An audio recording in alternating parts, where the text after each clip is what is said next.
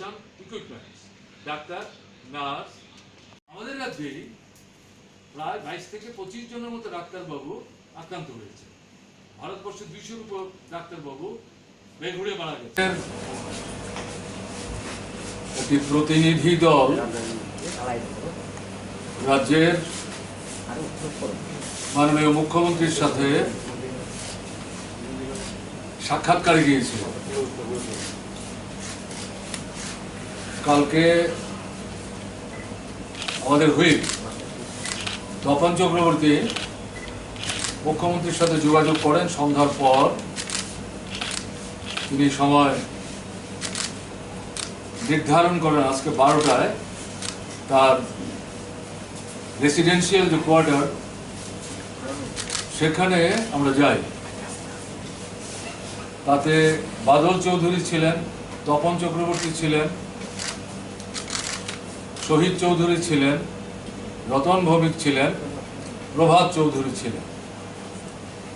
প্রভাত চৌধুরী সাবরুম চলে গেছেন, প্রেস এই মিটটাতে তার পক্ষে থাকা সম্ভব হল না। তো মুখ্যমন্ত্রীর সাথে গোটা 6-7 বিষয় নিয়ে আমরা কথাবার্তা বলার চেষ্টা করেছি, যেগুলো ত্রিপুরার বর্তমান পরিস্থিতিতে প্রাসঙ্গিক এবং এর মধ্যে উদ্বেগজনক ঘটনাও আছে। যেটা শুরুতে আমি বলবো, দীর্ঘক্ষণ মুখ্যমন্ত্রীর সাথে আমাদের আলোচনা হয়, ধরুন প্রায় 1 ঘন্টা 50 মিনিটের। মুখ্যমন্ত্রী ধৈর্য ধরে আমাদের কথা যেমন শুনেছেন, মাঝে মাঝেই তিনি আমাদের উত্থাপিত প্রশ্নের পরিপ্রেক্ষিতে প্রশাসনিক অবস্থান বা এই সময়ের মধ্যে সংশ্লিষ্ট বিষয়ে যা সিদ্ধান্ত গ্রহণ করেছেন সেই সম্পর্কে আমাদের জ্ঞাতার্থে কিছু ব্যাখ্যামূলক বক্তব্য তিনি উপস্থিত করার চেষ্টা করেছেন। সব মিলিয়ে আমি তো বলবো আমাদের প্রতিনিধি দলের পক্ষ থেকে আলোচনাটা ভালো হয়েছে, কিন্তু সবটাই নির্ভর করবে আমরা যে বিষয়গুলো উত্থাপন করলাম তার পরিপ্রেক্ষিতে আমরা যে প্রস্তাবগুলো রাখলাম এগুলো শেষ পর্যন্ত কতটা বাস্তবায়িত হলো বা হলো না তারপর নির্ভর করবে এই আলোচনার ফলাফল। আমরা বিষয়টা তুলি, সেটা হচ্ছে কোভিড। বিস্তৃত পরিসরে আলোচনা যাচ্ছি না। আজকের যে প্রভাতী দৈনিক পত্রিকাগুলো তা তো এটা উপস্থিত করা হয়েছে, ত্রিপুরার পরিস্থিতি খুবই উদ্বেগজনক। আক্রান্ত মানুষের সংখ্যা দ্রুত বাড়ছে এবং মৃত্যুর সংখ্যাও বেড়েই চলেছে। সুস্থ হয়ে বাড়িতে ফিরছেন এটাও ঘটনা। ত্রিপুরায় প্রত্যেকটি জেলা, প্রায় সমস্ত মহকুমা এই আক্রমণে আক্রান্ত থাকতে পারে। কোনো ব্লকের কিছু এলাকা, কিছু কিছু পঞ্চায়েত এটা এডিসি বা এডিসির বাইরে হয়তো সরাসরি এই কোভিডের আক্রমণে আক্রান্ত হয়নি, কিন্তু বাই অ্যান্ড লার্জ সাধারণভাবে গোটা রাজ্যই কিন্তু এখন আক্রান্ত। এবং এই পরিস্থিতিতে পত্রিকায় দেখলাম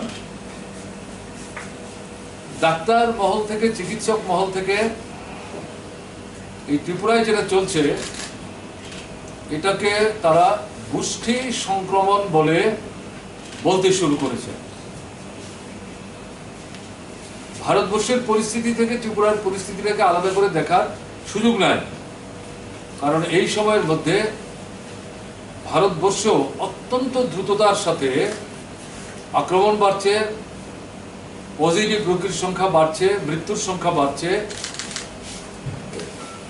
গত 24 ঘন্টার মধ্যে প্রায় 67 থেকে 68 হাজার লোক সারা ভারতবর্ষে পজিটিভ পাওয়া গেছে।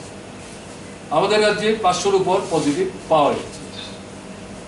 তো এই গ্র্যাভিটি অফ দি সিচুয়েশন, এটাকে বোধহয় এর বাইরে গিয়ে বিশ্লেষণ ব্যাখ্যা করার চেষ্টা করা প্রয়োজন নেই। আপনারা জানেন এবং বুঝতেও পারছেন। আমাদের রাজ্যের মানুষও খোঁজখবর রাখছেন, তারা উদ্বিগ্ন। এই পরিস্থিতিতে আমরা রাজ্য সরকারের কাছে কতগুলো সুনির্দিষ্ট প্রস্তাব আমরা রাখি যে একে মোকাবেলা করার জন্য এই মুহূর্তে কি করা দরকার। তাতে আমরা যেটা বলি সেটা হচ্ছে টেস্ট করো, ট্রেস করো, ট্রিটমেন্ট করো। এই তিনটি কথা জোরের সঙ্গে আমরা বলার চেষ্টা করেছি। টেস্ট, এটা ব্যাপক হারে করা দরকার। এটা ঘটনা টেস্ট করলে পর পজিটিভ পাওয়া যাবে, কারণ সিমটম দেখা গেলেই টেস্ট, আর সিমটম না থাকলে পরে টেস্ট না, এবং সিমটম নাই বলে সে আক্রান্ত না, এটা বলার মতো অবস্থায় কিন্তু পৃথিবীও নাই, দেশও নাই, রাজ্যও নাই। কাজে এই কারণে এই বিষয়টির উপর আমরা বিশেষভাবে জোর দিয়ে বলি যে ব্যাপকভাবে টেস্টে যাওয়ার চেষ্টা করা দরকার। এটা ঘটনা, এতে গিয়ে পজিটিভ সংখ্যাটা বাড়বে, কিন্তু ভয় পাওয়ার কোনো কারণ নেই। যত আইডেন্টিফাইড হবে তত চিকিৎসার উদ্যোগ নেওয়া যাবে, এবং দেখা যাচ্ছে চিকিৎসা করলে পর সুস্থ হয়ে একটা ভালো সংখ্যক রোগিনী তারা ফিরে যেতে পারছেন। কাজে আমাদের এখানেও যদি এটা করা যায় তাহলে ভালো হয়। এটার জন্য আমরা সবচেয়ে বেশি গুরুত্ব দেওয়ার চেষ্টা করি। যারা বাইরে থেকে আসছে, যে জায়গাটায় সবচেয়ে বড় ভুলটা ত্রুটিটা হয়ে গেল, সেটা নিয়ে তো এখন আর কথা বলে লাভ নেই। কিন্তু আজকের আলোচনায় যেটা আমরা বলেছি, রেল স্টেশন, এয়ারপোর্ট এবং ধর্মনগর থেকে ঢোকা বা বাংলাদেশ থেকে সীমান্ত যে আমাদের ইয়েগুলো অফিসগুলো আছে, এগুলি দিয়ে যারা আসবে ত্রিপুরায়, তাদেরকে সরকারের হেফাজতে নিয়ে নিতে হবে। 5 জনে 1 জন না, প্রত্যেকের লালারস নিয়ে পরীক্ষা করতে হবে। মুখ্যমন্ত্রী বললেন অলরেডি আমরা এটা করার জন্য সিদ্ধান্ত নিয়েছি, এখানে কাউকেই আমরা ছেড়ে দেব না, এবং 5-এ 1 জন না, প্রত্যেককে আমরা এটা করার চেষ্টা করব। এটা যদি হয় তাহলে পরে ব্যাপারটাকে একটা জায়গায় বোধহয় নিয়ন্ত্রণের মধ্যে আনাটা সহায়ক হতে পারে আমাদের মনে হয়েছে।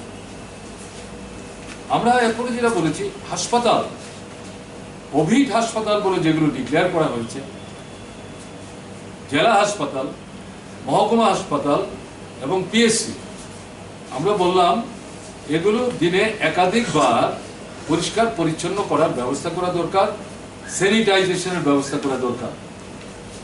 আগরতলা যে হাসপাতালগুলো আছে, কোভিড হাসপাতাল বলে যেগুলোকে আপনারা ঘোষণা করেছেন, সেগুলোতে ধারাবাহিকতা বজায় রেখে ফ্রিকুয়েন্টলি বেসরকারি হাসপাতালগুলোতে চিকিৎসা পরিষেবা থাকুক বা না থাকুক, অন্তত বাহ্যিক পরিচ্ছন্নতা রক্ষা করার জন্য তারা যে ভূমিকাগুলি নেয়, আমরা যেন এই ক্ষেত্রে বিশেষ উদ্যোগ নিয়ে এতে বেশি পয়সা খরচ হলেও এই পরিচ্ছন্নতার দিকটা, স্যানিটাইজেশনের ব্যাপারটা গুরুত্ব দেওয়া হয়। মুখ্যমন্ত্রী এখানে আমাদের সাথে দ্বিমত পোষণ করেননি। আমরা চাইব এটা যাতে দ্রুততার সাথে এই কর্মসূচিটা রূপায়ণের জন্য ভূমিকা গ্রহণ করা হয়। আমরা এরপর যেটা আগে থেকেও আমরা বলছি, এখনো আবার বলেছি, PPE, personal protection equipments, doctor, nurse, paramedics, হাসপাতালের কাজের সঙ্গে যারা যুক্ত সবাই, এর বাইরে অন্যান্য যারা দেখছেন আপনারা, নিরাপত্তা বাহিনীর লোকরা, তারাও আক্রান্ত হয়ে যাচ্ছে। অফিস কাছারিতে তো হচ্ছে না, কিন্তু বিশেষ করে হাসপাতালে যারা নানা স্তরের ডাক্তার থেকে শুরু করে তাদের ব্যাপারটা কিন্তু নজরে দিতে হবে, না হলে তারা আক্রান্ত হয়ে যাচ্ছেন। আমাদের রাজ্যেই প্রায় 22 থেকে 25 জনের মতো ডাক্তারবাবু আক্রান্ত হয়েছে। ভারতবর্ষে 200-র উপর ডাক্তারবাবু বেঘুরে মারা গেছে। আমাদের রাজ্যের নার্সরা আক্রান্ত হচ্ছেন এবং প্যারামেডিক্সরা আক্রান্ত হচ্ছে। কাজেই রান্নাবান্নার কাজও যারা করেন সবাইকে ধরে পরিষ্কার পরিচ্ছন্নতার কাজের সাথে যারা যুক্ত হাসপাতালে ক্লিনিং এর সঙ্গে সবাইকেই কিন্তু এই জায়গাটাতে প্রোটেকশনের ব্যবস্থা করতে হবে। মুখ্যমন্ত্রী এটার বিরোধিতা করেননি, প্রথমেও বিরোধিতা করেননি এবং তিনিও আমাদের সঙ্গে সহমতি পোষণ করলেন। আমরা ব্যাপারটা জোর দিলাম, আমরা বললাম দেরি করা ঠিক না, যেখানে যেটা হয়েছে তো হয়েছে, যেখানে হয়নি নজর দেওয়া হবে। হচ্ছে পরীক্ষা যেটা করতে হবে, এর জন্য ল্যাবরেটরি, উপযুক্ত ল্যাবরেটরির সংখ্যা বাড়াতে হবে। এখনো সব জেলা হাসপাতালগুলোতে ল্যাবরেটরি প্রতিষ্ঠিত হয়নি। আমরা বলছি প্রত্যেকটা জেলার হাসপাতালে ল্যাবরেটরি প্রতিষ্ঠা করতে হবে। এর মধ্যে সরকার থেকে 1-2 জায়গায় ল্যাবরেটরি বসাবার উদ্যোগ নিয়েছে, কিন্তু সমস্যা হচ্ছে যারা এই ল্যাবটা বসাবেন, যারা মালপত্র সাপ্লাই দিলেন, তাদের প্রতিনিধিরা না আসলে পরে যে কোনো লোক দিয়ে এই ল্যাবরেটরি হাসপাতালে স্থাপন করা সম্ভব না। তাহলে সার্টিফিকেট পেতে অসুবিধা হবে, যদি কিছু গোলমাল হয় তাহলে সরকার অসুবিধায় পড়ে যাবে। এরকম একটা জায়গায় আমাদের ত্রিপুরাতে যারাই এই জিনিসপত্রগুলি দিয়েছেন, সরকারের তরফ থেকে মুখ্যমন্ত্রী যেটা আমাদের জানালেন যে তাদের দিক থেকে যে ধরনের সক্রিয় সহযোগিতার ভূমিকা গ্রহণ করা দরকার ছিল, সেই প্রতিষ্ঠানগুলি সেই ধরনের ভূমিকা প্রত্যাশা মতো নিচ্ছে না, তাতে অসুবিধা হয়ে যাচ্ছে। আমরা অনুরোধ করি মুখ্যমন্ত্রীকে যে দেশের যিনি স্বাস্থ্যমন্ত্রী তার সঙ্গে দয়া করে কথা বলুন এবং বলুন ভারতবর্ষের অন্যান্য যে রাজ্যগুলো, বিশেষ করে বড় বড় রাজ্য, এগিয়ে থাকা রাজ্য নানা দিক থেকে, তাদের সঙ্গে উত্তর পূর্বাঞ্চল এবং উত্তর পূর্বাঞ্চলের মধ্যে প্রান্তিক রাজ্য ত্রিপুরা, 3 দিক থেকে আমরা বেষ্টিত, সীমান্তে ঘেরা, লোকসংখ্যা কম হতে পারে, পরিবার সংখ্যা কম হতে পারে, কিন্তু আক্রমণের যে তীব্রতা, এরকম পরিস্থিতিতে আমাদের জন্য কেন্দ্রীয় স্বাস্থ্য দপ্তর, কেন্দ্রীয় সরকারের তরফ থেকে স্পেশাল এফোর্ট নেওয়া দরকার, বিশেষ উদ্যোগ নেওয়া দরকার, বিশেষভাবে সাহায্য করা দরকার এবং যে প্রতিষ্ঠানগুলো এই যন্ত্রপাতি দিয়েছে তাদের সঙ্গে যোগাযোগ করে কেন্দ্রীয় সরকারের তরফ থেকে তাদেরকে দ্রুত এখানে পাঠানোর ব্যবস্থা করা দরকার। তারা আসবে, এগুলো সেট আপ করবে, লোক ট্রেন করবে এবং একটা সময় তারা থাকবে এবং দেখবে। এরকম ব্যবস্থা না করতে পারলে অসুবিধা হবে, এটা আমরা জোর দিয়ে বলি। তার সঙ্গে আমরা যেটা বলি, কিছু মহকুমায়, এই মুহূর্তে সব মহকুমায় সম্ভব না হলেও কিছু মহকুমায়, তার মধ্যে যেমন আমরা আলোচনা করতে উল্লেখ করেছি কাঞ্চনপুর, ওইদিকে সাবরুম, এইদিকে অমরপুর, এই যে মহকুমাগুলো, তারা কোনো না কোনো জেলার মধ্যে কিন্তু একটু দূরবর্তী জায়গায়, এই জায়গাগুলো তো জেলা কেন্দ্রের পরে এই মহকুমার যে হাসপাতালগুলো, সেখানে ল্যাব বসাবার চেষ্টা করুন, তারপর বাদবাকি মহকুমাগুলো ধীরে ধীরে কভার করার চেষ্টা করুন। মুখ্যমন্ত্রী আমাদের এই যে পরামর্শ বা বক্তব্য, তার সঙ্গে দ্বিমত পোষণ করেননি এবং আমাদের যা মনে হয়েছে হয়তো এটা করবার জন্যে সরকারের দিক থেকে উদ্যোগ গ্রহণ তারা করবেন। আমরা জিজ্ঞেস করলাম টাকার সমস্যা আছে কিনা এবং আমরা এটাও জোর দিয়ে বলেছি ল্যাবের জন্য, পরীক্ষার জন্য যে কোনো জায়গা থেকে হোক টাকার ব্যবস্থা করুন। উনি অবশ্যই আমাদের আশ্বস্ত করে বললেন যে না, এটা আমাদের অসুবিধা হবে না, আমরা টাকার ব্যবস্থা করতে পারব। তারপরে আপনার এই যে বিদ্যুতের দাম বাড়াবার জন্য রেগুলেটরি কমিশন শুনানি শুরু করেছে। আমরা মুখ্যমন্ত্রীকে বলেছি এটা বন্ধ করতে। রেগুলেটরি কমিশনকে বলুন এই অর্থ বছরে আমাদের এটা রেগুলেট করার কোনো দরকার নাই। এই আইন কংগ্রেসের সরকার থাকতে হয়েছে, আমরা বিরোধিতা করেছি, অসহায় হয়ে এটা আমাদের কার্যকরী করতে হয়েছে। আজকের পরিস্থিতি এরকম না, এই মুহূর্তে এটা কোনো মতেই কার্যকরী করবেন না, এটা স্থগিত করে দিন। রেগুলেটরি কমিশনকে ডেকে বলুন ডোন্ট পারসিউ ইট। আর 5টা-6টা এলাকা বাছাই করে বেসরকারি প্রতিষ্ঠানের হাতে এই বিদ্যুৎ দপ্তরের দায়িত্ব তুলে দিয়েছেন। আমরা বলেছি এটা আমরা বিরোধিতা করি। মুখ্যমন্ত্রী আমাদের ব্যাখ্যা করে বললেন যে আপনাদের বক্তব্য শুনেছি, আসলে এটা বেসরকারি প্রতিষ্ঠানের হাতে তুলে দেওয়া না, ওই এলাকা থেকে আমাদের রেভিনিউ কম আসছে, কাজেই সঠিক রেভিনিউ আদায়ের জন্য এরকম কিছু প্রতিষ্ঠানের সঙ্গে কথাবার্তা আমরা বলেছি, তাদেরকে আমরা দায়িত্ব দিয়েছি। আমরা দেখতে চাইছি তারা এখানে রেভিনিউ আদায়ের ক্ষেত্রে কতটা সাফল্য দেখাচ্ছে। যদি ভালো দেখায় তাহলে তখন দেখা যাবে সেখানে নূতনেরও কিছু কাজের সুযোগ হবে। আর যারা ঠিক ঠিক দায়িত্ব পালন করছে না, যেখানে আমাদের কর্মী কম আছে, সেখানে তাদের পাঠিয়ে সেই জায়গাটা আমরা কাভার করার চেষ্টা করব। আমরা আমাদের তরফ থেকে বলেছি, দেখুন আপনি যাই বলেন না কেন, মানুষের কাছে বার্তা চলে গেছে। বহু লড়াই করে এই যে সারপ্লাস স্টেট হলাম আমরা, এটা বেসরকারি পুঁজির হাতে তুলে দেওয়া কোনো মতেই মানুষ কিন্তু গ্রহণ করবে না। উনি বারবার বলছেন না না না, আপনারা উদ্বিগ্ন হবেন না, আমরা এটা বেসরকারি হাতে দিচ্ছি না কোনো মতেই। পাওয়ার, তারপরে ওয়াটার, ইরিগেশন, এগুলি বেসরকারি হাতে দেওয়ার পক্ষে আমরা না। অলরাইট, তাহলে এটা পরিষ্কারভাবে স্বচ্ছ বক্তব্য সরকারের তরফ থেকে রাখা উচিত, এটা আমরা এই প্রসঙ্গে সেখানে বলার চেষ্টা করেছি। তারপরে আমরা যেটা বলেছি সেটা হচ্ছে, আমরা মুখ্যমন্ত্রীকে আমরা বলবার চেষ্টা করছি, দেখুন টাকার সমস্যা আছে, আমরা জানি, আমরা তো সরকার চালিয়ে দিচ্ছি, তো আপনিও ফেস করছেন। যদিও তিনি বলেছেন যে গভর্নমেন্ট অফ ইন্ডিয়ার সঙ্গে লড়াই করে কিছু কিছু টাকাটাকে এনেছেন, কিন্তু সমস্যা আছে।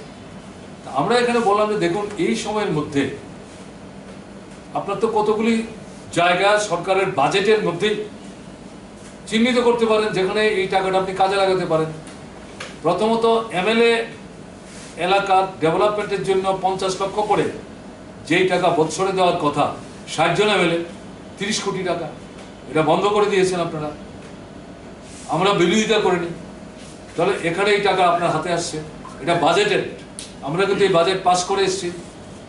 30% এমএলএদের, মন্ত্রীদের বেতন আপনারা কেটেছেন, আমরা অখুশি না, এখান থেকে টাকা আপনাদের হাতে আসবে, এই 2 টাকা। থার্ড, আমরা বলেছি আপনার এই সময়ে কোভিডের কারণে অফিস কাছারি কম বসছে, পাওয়ার কনজাম্পশন কমছে, পয়সা বাড়ছে, সরকারি গাড়ি ঘোড়ার ব্যবহার কমছে, বাইরে যাতায়াত দিল্লি ফিল্লি কমছে, পয়সা বাড়ছে, এই টাকাটা এখানে আনতে পারেন। তারপরে হচ্ছে নানা ধরনের ফাংশনের নামে লক্ষ কোটি টাকা খরচ হয়েছে গত 2-2.5 বছরের অভিজ্ঞতা। এখন তো আপনারাই বলছেন এগুলো করা যাবে না। কাজে এগুলো একটা অনুষ্ঠানে একজনকে 3টা ফুলের তোড়া থালের মতো করে এই বুকের মধ্যে বেশ লাগানোর নাম করে হাজার হাজার টাকা খরচ, এগুলো সেভ করুন। এগুলো সেভ করলে পরে প্রচুর টাকা সরকারের হাতে আসবে। এর বাইরে আপনার এই যে ট্যাক্সও বাড়িয়েছেন, তারপরে সেস বসিয়েছেন, যদিও ট্যাক্সও কমলে সেসও কমবে, তারপরে আপনাদের আছে, আপনারা নিজেরাই বলছেন বাড়ছে নাকি, ওখান থেকে টাকা সেভ করুন, করে আপনারা আর যে সমস্ত দপ্তর ডেভেলপমেন্টের ডিপার্টমেন্ট, সব ডিপার্টমেন্টের পক্ষে এখন ডেভেলপমেন্টাল অ্যাক্টিভিটিস হাতে নেওয়া সম্ভব না। মেনটেনেন্স ওয়ার্ক, কিছু কিছু গুরুত্বপূর্ণ কাজ যেগুলো না করলেই না হয়, এরকম 7-8টা দপ্তর বাদ দিলে এরকম বেশ কিছু দপ্তর আছে বাজেট তৈরির সময় তাদের জন্য ভালো টাকা মানে স্পেসিফিক্যালি ধরা আছে, এগুলো খরচ হয়নি, এগুলো আগামী সময়ের মধ্যে, আগামী 3-4 মাসের মধ্যে খরচ হবে, তার কোনো গ্যারান্টি নাই। এই টাকাগুলো ওখান থেকে কিন্তু আপনারা তুলে এনে কাজে লাগাতে পারেন। আর মুখ্যমন্ত্রীর ত্রাণ তহবিল মানুষ সাড়া দিয়েছেন। বিশেষ করে বলবো পাবলিক সেক্টর আন্ডারটেকিংস ত্রিপুরাতে অনেকগুলো কাজ করছে। জুন সম্পর্কে আমরা যেটা বলেছি যে এটা পর্যালোচনা করা দরকার। একটা পাড়ায় একজন রোগী ধরা পড়লে গোটা পাড়া 100 পরিবার 150 পরিবার এটাকে কন্টেইনমেন্টে নিয়ে গিয়ে বাড়ি থেকে বেরোতে দিচ্ছে না, বাইরে থেকে লোক ঢুকতে দিচ্ছে না, কাজ নাই কর্ম নাই, সরকার থেকে তাদের দেখভাল করছে না, খাওয়া নাই, ভীষণ একটা অবস্থা হচ্ছে। তাতে মানুষের মধ্যে ক্ষোভ তৈরি হচ্ছে, এটা কোনো কোনো জায়গায় আইন শৃঙ্খলা পরিস্থিতি তৈরি করছে। আমরা অনুরোধ করেছি যেই বাড়িতে পজিটিভ রোগী পাওয়া যাবে সেই বাড়িটাকে আপনি কন্টেইনমেন্টে আনুন, তার ডাইনে বাইরে দরকার হলে না হয় আর একটা দুটা বাড়ি নিন, কিন্তু কন্টেইনমেন্টে গোটা পাড়াটাকে আনার কোনো দরকার নাই। এবং যেই বাড়িটা এবং আশেপাশের বাড়িটাকে কন্টেইনমেন্টে নিলেন, ওখানে যদি নিয়মিত আয় উপার্জনের ব্যবস্থা ওই পরিবারে না থাকে, তারা যদি দিন আনেন দিন খান অবস্থায় থাকেন, তাদেরকে খাওয়ার সামগ্রী দিয়ে সরকারকে সাহায্য করতে হবে। দেখা গেল মুখ্যমন্ত্রী এই জায়গায় অন্তত আজকের আলোচনায় মানে সদর্থক সাড়া দিয়েছেন যে না, ইতিমধ্যেই আপনারা বলার আগেই চিফ সেক্রেটারি এবং অন্যান্য কিছু বরিষ্ঠ আধিকারিক তাদেরকে বলা হয়েছে যারা সেলফ আইসোলেশনে আছেন তারা কত একটা সংখ্যা তিনি বলবার চেষ্টা করেছেন। আমরা এর সাথে কন্টেইনমেন্টের কথা বললাম। এই সবটা তথ্য সংগ্রহ করে কাদের পক্ষে খাওয়া দাওয়া সংগ্রহ করা কঠিন, কারা নিজেরা পারেন তার তথ্য দিলে পরে তাদের সাহায্য করার ব্যাপারটা তাদের ভাবনায় আছে। আমরা বলছি এই তথ্য সংগ্রহ করতে যেন সময় চলে না যায়, খুব দ্রুততার সাথে ব্যাপারটা দেখা দরকার, এটা আমরা জোরের সঙ্গে বলার চেষ্টা করেছি। এরপর আমরা যেটা বলেছি মাসিভ অ্যাওয়ারনেস ক্যাম্পেইন, এটা প্রথম থেকে আমরা বলেছি, এপ্রিল মাসের মিটিং আমরা বলেছিলাম, আজকে আমরা বলেছি। মুখ্যমন্ত্রী বলতে গিয়ে বলেছেন আগরতলায় নাকি বিভিন্ন ক্লাব এই সমস্ত প্রতিষ্ঠানকে তারা ডেকেছেন, আমরা এতে আপত্তি করিনি, কিন্তু আমরা যেটা বলেছি রাজনৈতিক দলগুলোর সাথে কেন কথা বলছেন না, সব দল একসাথে মিটিং করার দরকার নেই, পরিস্থিতি নাই এখন।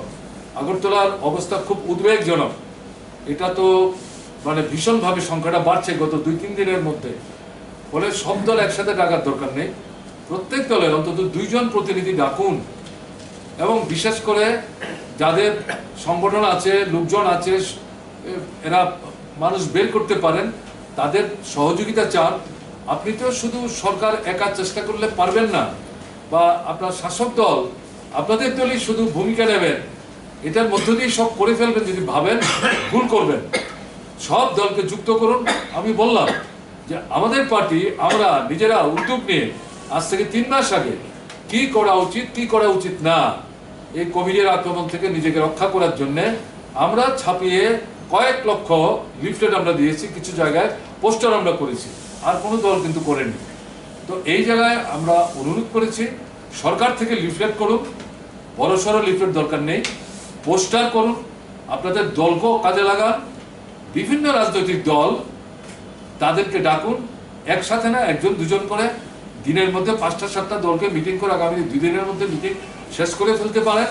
এবং সবাইকে অনুরোধ করুন আসুন আমরা সবাই মিলে মানুষকে সচেতন করি এবং এই আক্রমণ থেকে নিজেদের রক্ষা করার জন্য, সোসাইটিকে রক্ষা করার জন্য সবাই সক্রিয় সতর্ক ভূমিকা নিন। আর মুখ্যমন্ত্রীকে আমরা অনুরোধ করলাম যে আপনি ব্যক্তি না, চিফ মিনিস্টার, আজকে আপনি আছেন কালকে যে কেউ হতে পারে, কাজে চিফ মিনিস্টারের উচিত হবে রেকর্ডেড স্পিচ টিভিতে রেডিওতে এটা প্রচার করার ব্যবস্থা করা। এবং শুধু মুখ্যমন্ত্রী কেন, বিরোধী যে দলগুলো সঙ্গে কথা বলবেন তাদের যারা নেতা নেত্রী তাদেরকেও যাতে সরকারের মোটামুটি নিয়ন্ত্রণে যে সমস্ত এই মাধ্যমগুলো আছে তাদের সঙ্গে কথা বলে তাদের বলা উচিত হবে তাদের বক্তব্য যাতে রেকর্ড করে নিয়ে এগুলোও যাতে টিভিতে রেডিওতে প্রচারের ব্যবস্থা করে, তাহলে মানুষের কাছে বার্তা যাবে শুধু সরকার না, শুধু শাসক দল না, বিরোধী সরকার শাসক দল সবাই মিলে ভূমিকা নিচ্ছেন। মুখ্যমন্ত্রী তার সাথে এগ্রি করেছেন, কতটা কি করবেন আমরা জানি না, এই বিষয়টা সেখানে আমরা অনুরোধ করেছি। তারপরে যেটা বিশেষ করে বলেছি যে দেখুন কোনো ঔষধ বেরোয়নি, চিকিৎসা সেই অর্থে নাই, কিন্তু আমরা দেখছি ভারতবর্ষের দৈনন্দিন তথ্য থেকে সুস্থ হয়ে বাড়িতে ফিরেছেন, ত্রিপুরার হাসপাতাল থেকেও বাড়িতে ফিরছেন। কিছু কিছু ডাক্তার বন্ধুর সঙ্গে কথা বলেছি, কি দিয়ে তাদেরকে সুস্থ করছেন আপনারা, কি ওষুধ দিচ্ছেন, তারা দেখা যাচ্ছে সাধারণ জ্বরের ব্যথা বেদনার ওষুধ, কফ কাশির ওষুধ এগুলো দিচ্ছেন, একটু জটিল মনে করলে হয়তো অ্যান্টিবায়োটিক দিচ্ছেন, আর শ্বাস প্রশ্বাসের অসুবিধা হলে পরে সেখানে আপনার অক্সিজেন দেওয়ার ব্যবস্থা করছেন। আমি এক দুজন ডাক্তারকে জিজ্ঞেস করছি, আপনারা যে চিকিৎসা করছেন, আপনারা তো আক্রান্ত হচ্ছেন, আপনিও আক্রান্ত হতে পারেন, আপনারা কি করছেন? বলে আমরা এই ওষুধই প্রিভেন্টিভ দিচ্ছি। আমি আস্তে আস্তে বললাম, তাহলে আমাদের এগুলি দিচ্ছেন না কেন? বলে না না, এগুলি আপনাদের দেওয়া যায় না, ঠিক হবে না। তো আপনারা যে নিচ্ছেন, কি অসুবিধা হচ্ছে? বলে অসুবিধা হচ্ছে, ভমিটিং টেন্ডেন্সি হচ্ছে, একটু অস্বাভাবিকতা ফিল করছি, কিন্তু কোনো উপায় নেই, আমাদের তো দায়িত্বের টানে দায়িত্ব, হাসপাতালে যেতে হবে, নিশ্চয়ই আপনাদের যেতে হবে। তাহলে এই পরিস্থিতিতে মূল কথা যেটা, আন্তর্জাতিক পরিস্থিতিতে, জাতীয় পরিস্থিতিতে, ইভেন ডক্টর স্বামীনাথন যিনি চিফ সায়েন্টিফিক অ্যাডভাইজার, তার বক্তব্য আজকেও উঠেছে। গতকালকে এইমসের একজন দুজন ডাক্তার বন্ধুর সঙ্গে আমার কথা হয়েছে। সবার মূল কথা হচ্ছে যে ইমিউনাইজেশনের কোনো বিকল্প নাই এই সময়ের মধ্যে। আমরা যারাই কথা বলছেন সবাইকে বলছি, ভেতর থেকে আমাদের যদি সেলফ রেজিস্ট্যান্সের ব্যবস্থা না হয়, বডির ভেতর থেকে যদি এটা না করা যায়, তাহলে অসুবিধা হবে। তাহলে এটা কোথেকে আসবে? ভালো খাবার খেতে হবে। এটাই মুখ্যমন্ত্রীকে বললাম, এই কোভিড মোকাবেলা করার জন্য এর আগ পর্যন্ত যে 5-6টা বিষয় বললাম, সর্বশেষ অথচ অত্যন্ত গুরুত্বপূর্ণ যেটা বললাম, এই ইমিউনাইজেশনের যে বিষয়টা, এটা ডেভেলপ করার জন্য আমাদের রাজ্যের মানুষদের দিকে সরকারকে নজরে ব্যাপারটা আনতে হবে। এই জায়গায় গিয়ে সেকেন্ড পয়েন্ট আমরা যেটা রেখেছিলাম, ইকোনমিক ক্রাইসিস। আমি ভারতবর্ষের কথা বলছিলাম, ত্রিপুরা, এখানে গিয়ে আমরা যেটা বললাম, এই ইমিউনাইজেশনের ব্যাপারটা যদি ইমপ্রুভ করতে হয়, মানুষের কাজের ব্যবস্থা করতে হবে, রোজগারের ব্যবস্থা করতে হবে, রেগার কাজ বাড়াতে হবে, মজুরির হার বাড়াতে হবে, টুয়েবের কাজ বাড়াতে হবে, মজুরির হার বাড়াতে হবে, এবং যন্ত্রপাতি দিয়ে রেগার কাজ করা চলবে না। যারা পরিশ্রম করছেন তাদের মজুরি যাতে তারাই পায়। শাসক দলের লোকরা, মন্ডলের লোকরা কাজ না করে, এরা যারা পরিশ্রম করে আউটপুট দিচ্ছে, সেখান থেকে নানা পদ্ধতিতে অর্ধেক টাকা নিয়ে চলে যাচ্ছে। এটা কি হচ্ছে? এটা বন্ধ করা দরকার। এবং অন্তত কয়েকটা লাইন ডিপার্টমেন্ট বড় বড় কাজ এই সময় নিতে না পারলেও মিনিমাম মেনটেনেন্স, ভাঙা রাস্তাঘাট, পুল ভেঙে গেছে, বিদ্যুতের লাইন ভেঙে পড়েছে, স্কুল ভারী ভাঙা, সেচের প্রকল্প নষ্ট হয়ে আছে, জল নাই, অন্তত এইগুলি তো সারাই করতে হবে। এর জন্য সরকারের 40টা-42টা দপ্তর সবগুলো একসাথে সরকার না করল, সক্রিয় না করলেও অন্তত 5টা-7টা এরকম দপ্তরকে সক্রিয় করে এই মেনটেনেন্স ওয়ার্কটা অন্তত হাতে নেওয়া দরকার। এটা যদি করা যায় তাহলে মানুষের হাতে কিছু পয়সা যাবে। কাজে এই দিকটা জোর দেওয়ার কথা বলেছি। আর বিশেষ করে আমরা যেটা বলেছি, দুটো দাবি, একটা হচ্ছে ইনকাম ট্যাক্স যারা যে পরিবার দেয় না তাদেরকে মাসে 7,500 টাকা, আর পরিবারে মাথা পিছু 10 কেজি করে চাল 1 মাসের জন্য সরকার থেকে টাকা ছাড়া দেওয়ার ব্যবস্থা করতে হবে। তখন মুখ্যমন্ত্রী বললেন, প্রধানমন্ত্রী তো 5 কেজি করে দিচ্ছে, করছেন। প্রধানমন্ত্রীর ঘোষণা, ভারত সরকারের ঘোষণা 5 কেজি, আপনারাও 5 কেজি দিন, তাহলে 10 কেজি হবে, ঠিক আছে।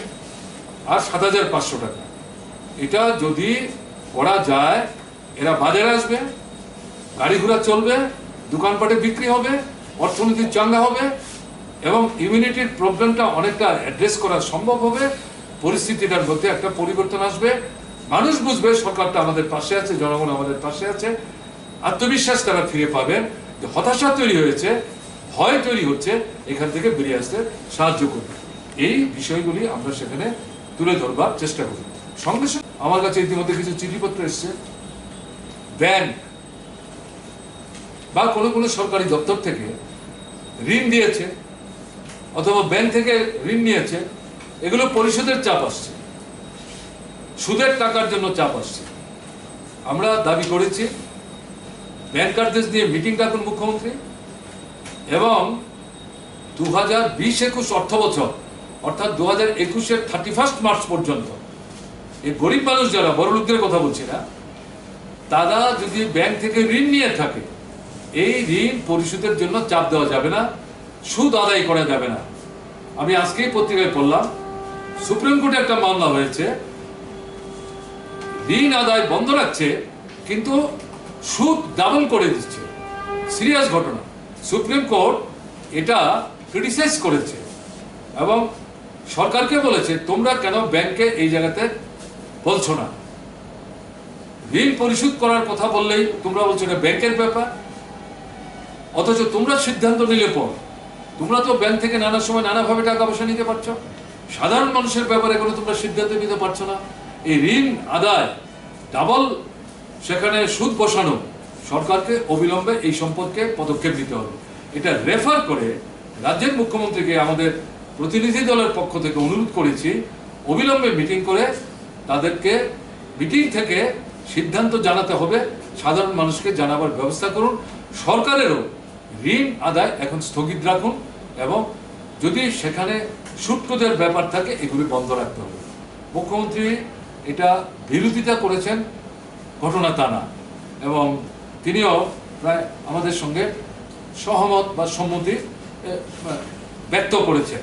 এই জায়গাটা আমরা এখানে বলার চেষ্টা করছি। তাতে এরপরে আমরা যেটা বললাম, কিছু নোটিশ হচ্ছে ঘর বাড়ি উচ্ছেদ করার জন্য, জায়গা ছাড়বার জন্য।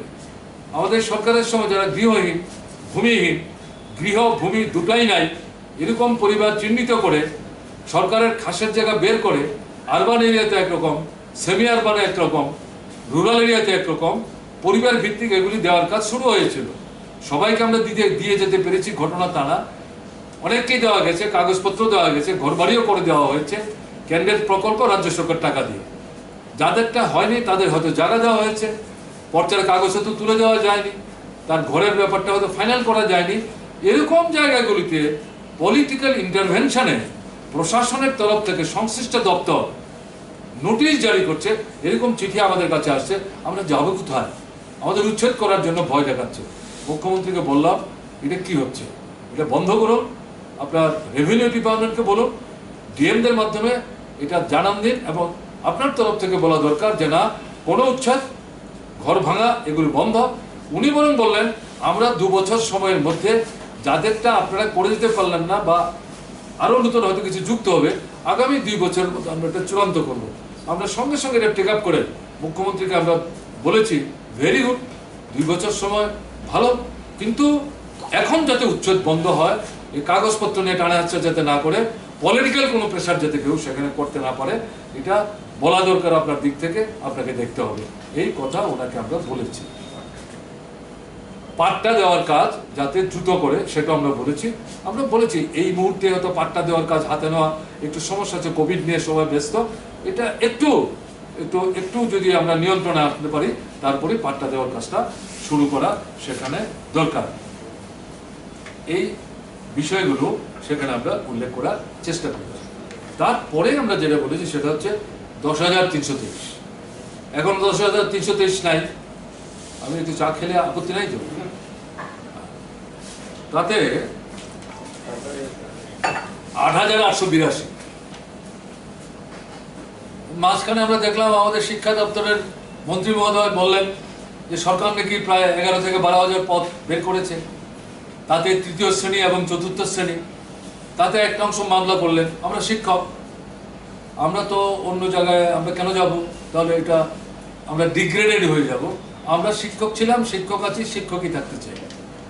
মামলা হয়েছে, সরকার তাদের প্রস্তাব নিয়ে সুপ্রিম কোর্টের দৃষ্টি আকর্ষণ করেছেন।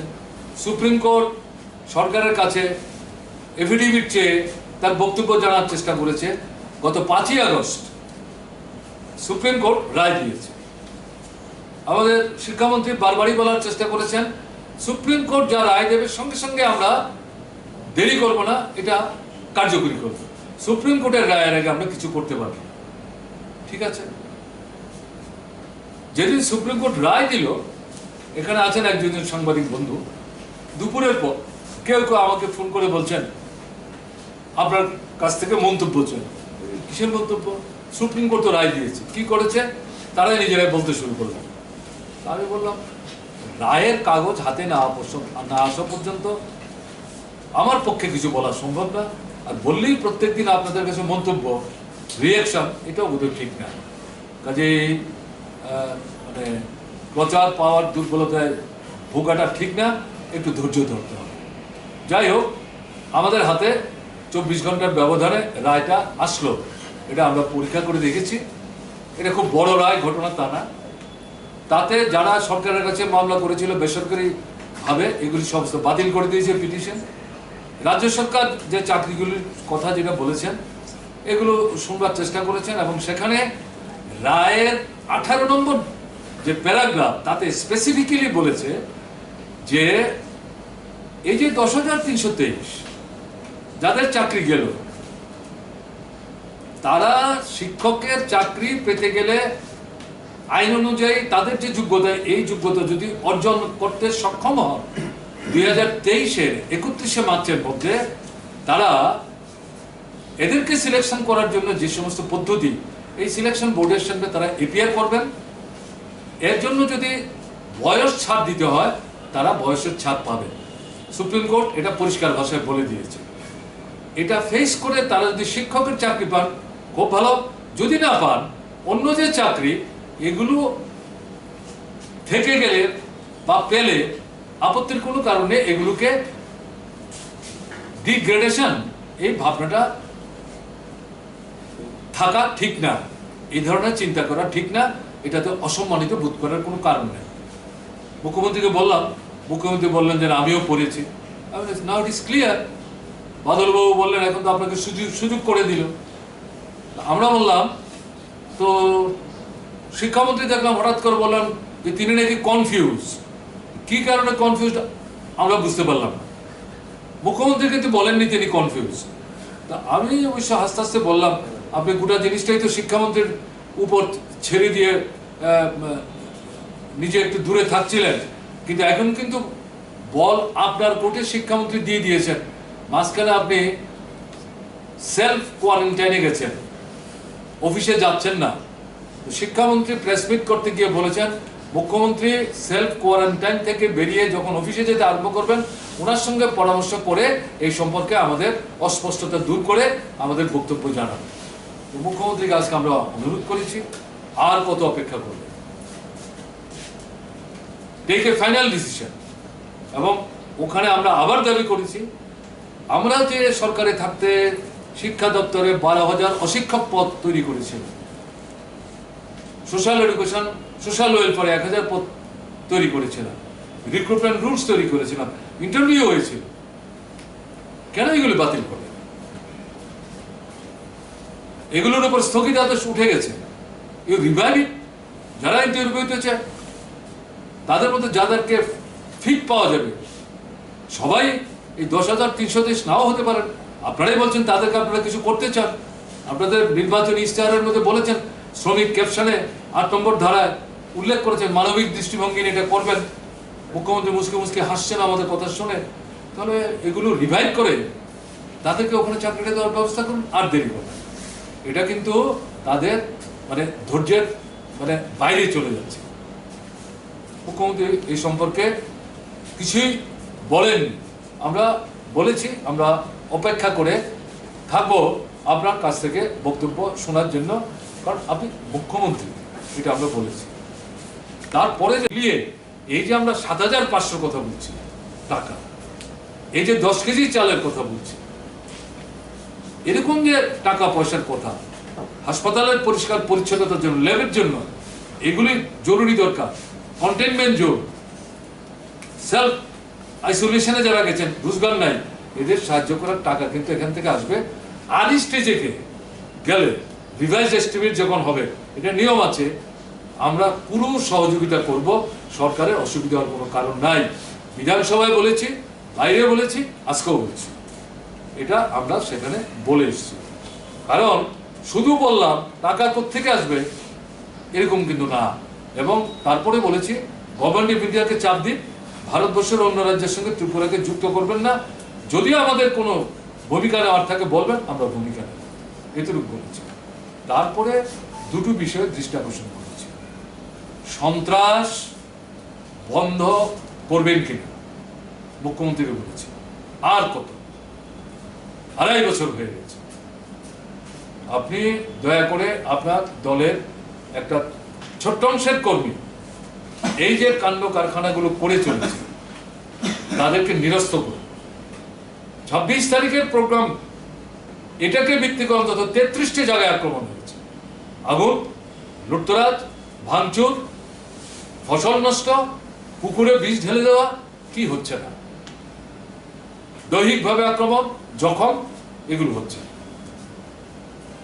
পুলিশ গ্রেপ্তার করেছে, আন্দোলন অংশগ্রহণ করেছে পুলিশের হেফাজতে, সেখানে গিয়ে দেখা যাচ্ছে আপনাদের সমর্থকরা আক্রমণ করে দিচ্ছে পুলিশের সামনে। তিনি বলছেন এটা তো আমাদের লোক না, এটা তো আরেকটা দল। মানে সেই দল তো আপনার সঙ্গে সরকার চালায়। এটা কি হচ্ছে? এটা তো হওয়া উচিত না, এটা দেখতে হবে। এমএলএরা, বিভিন্ন রাজনৈতিক দল, তাদের নেতারা ত্রিপুরায় ঘুরতে পারবেন না, মানুষের সঙ্গে যোগাযোগ করতে পারবেন না। এই যে একটু আগে বললাম, সবাই মিলে আমাদের নামতে হবে, ছাপাতে হবে। এলাকায় যদি এমএলএ যেতে না পারে, সাধারণ মানুষ যেতে না, আমি মুখ্যমন্ত্রী আমি যেতে পারছি না, আমি পারতাম, কিন্তু গেলে পরে রক্ত ঝরতো। ফিরে এসছি মাঝপথ থেকে, আমাদের লোকরা ক্ষুব্ধ, তাদের আমি বুঝিয়েছি যে আমি ওই দিন গেলে পরে আকাশ থেকে চাঁদ নেমে আসতো না, কিন্তু গোলমাল হতো, একটা অস্বাস্থ্যকর পরিবেশ তৈরি হতো। আমরা এটার পক্ষে না। এটা কি হচ্ছে? কারা এগুলো করছে? এগুলো তো হওয়া উচিত না, এগুলো বন্ধ হওয়া দরকার। Enough is enough. আপনি মুখ্যমন্ত্রী, আপনারা নিজেরাই দাবি করেন যে মুখ্যমন্ত্রী যে হয় তার হাতে ক্ষমতা বেশি, দলেরও সরকারেরও, তো খুব ভালো। নতুন আপনার সভাপতিও আছে, নেতৃত্ব আছে, আপনিও আছেন, সব মিলিয়ে এটা বন্ধ করা দরকার। আমি শুধু আমাদের কথা বলছি না, সব দলের নেতা নেত্রীরা যাতে ঘুরতে পারে, ফিরতে পারে, এটা দেখা দরকার। আর আমরা শুনলাম কোন কোন দলের নেতাদেরকে বিশেষ বিশেষ এসকর্ট ইত্যাদি দেওয়া হচ্ছে। তিনি বললেন না, এরকম তো নিশ্চিত করে বলতে পারলেন না। আমরা বললাম এরকম কিছু তথ্য আছে আমাদের কাছে। তাই যদি হয় তাহলে রাজ্যের বিশেষ বিশেষ এক দুজনকে না দিয়ে যে বিরোধী দলগুলোর মধ্যে একটু বড় বড় যারা আছেন, ঘোরাফেরা করতে হয়, তাদেরকে এই ব্যবস্থা করতে হবে। আপনি দয়া করে দেখে নিন, যদি অন্যকে দেওয়া হয় তাহলে অন্য দলকেও দিতে হবে, আর যদি কাউকে না দেন কাউকে দেবেন না, ঠিক আছে। আমরা এটা তাকে অনুরোধ করেছি। তারপরে আমরা যেটা বলার চেষ্টা করেছি যে দেখুন, সন্ত্রাসবাদী মাথাচাড়া দিয়ে উড়ার চেষ্টা করছে পত্রপত্রিকায়, কিন্তু এই খবর আসতে শুরু করেছে। এই জায়গায়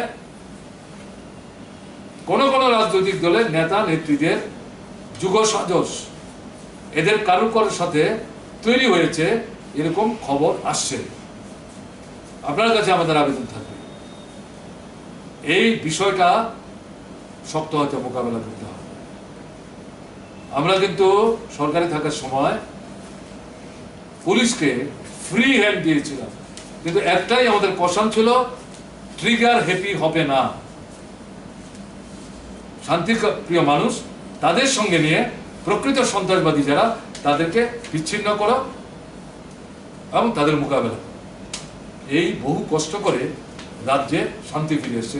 350-এর উপর কিন্তু আমরা আমাদের নেতা, সংগঠক, কর্মীদের এই সন্ত্রাসবাদীদের হাতে হারিয়েছি, কিন্তু শান্তির পতাকা মাটিতে লুটাতে আমরা দিই। আমরা চাইব আপনার সরকার এই ভূমিকা নেবেন।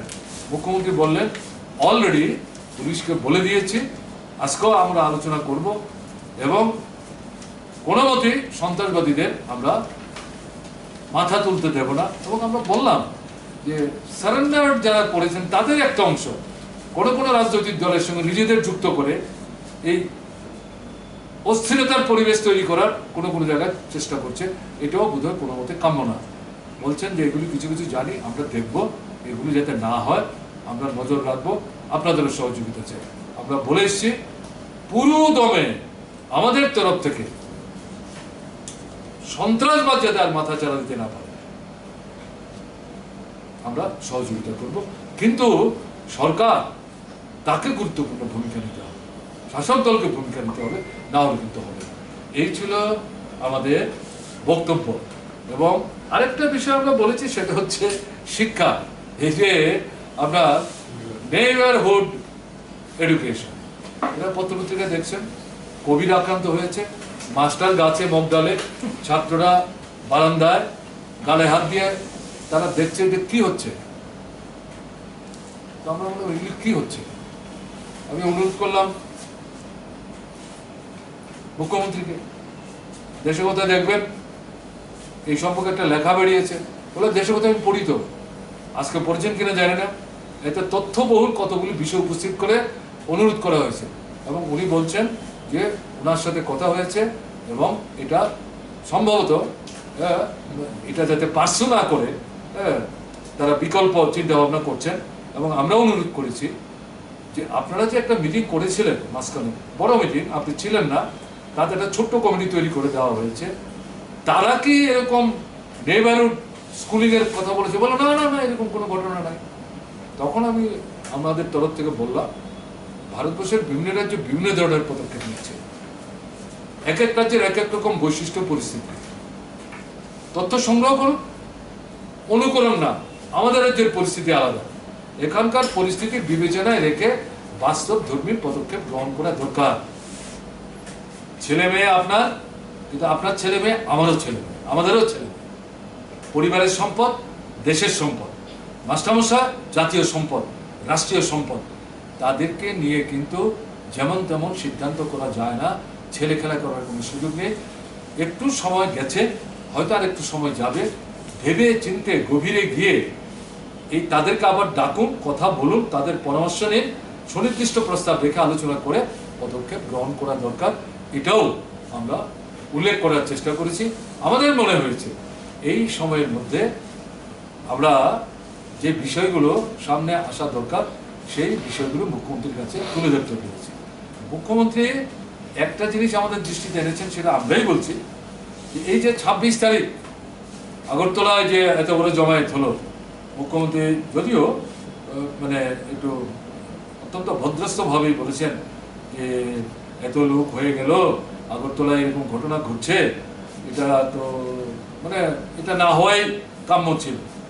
আমি তখন মুখ্যমন্ত্রীকে বলেছি, দেখুন, আমাকে যখন ওখানে বলবার জন্য মাইক হাতে দিল, আমি কিন্তু সেখানে বলেছি আমাদের প্রত্যাশার বাইরে গিয়ে আপনারা এসেছেন, এত লোকের সমাগম এইভাবে ঘটবে আমাদেরও ধারণা ছিল না, উদ্যোক্তারও ধারণা ছিল না।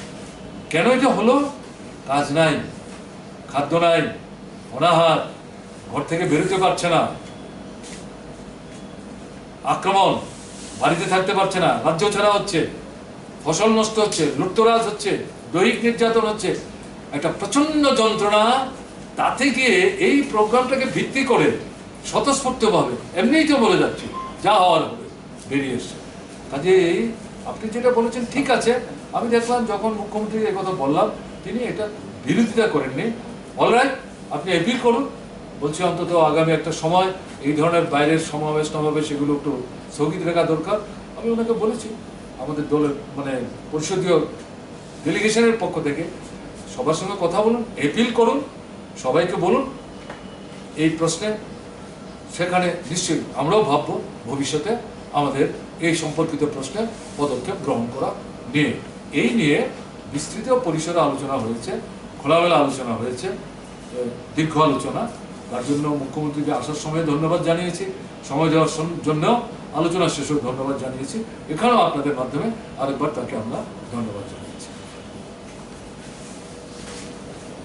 আমাদের তাদের প্রতিনিধি আছে, বেকার আছে, তো ইমিডিয়েটলি তাদের কাজে নেওয়ার ব্যবস্থা করে ডাক্তারের যে বা এইসব অভাব যেটা আছে এটা ব্যবস্থা করুক।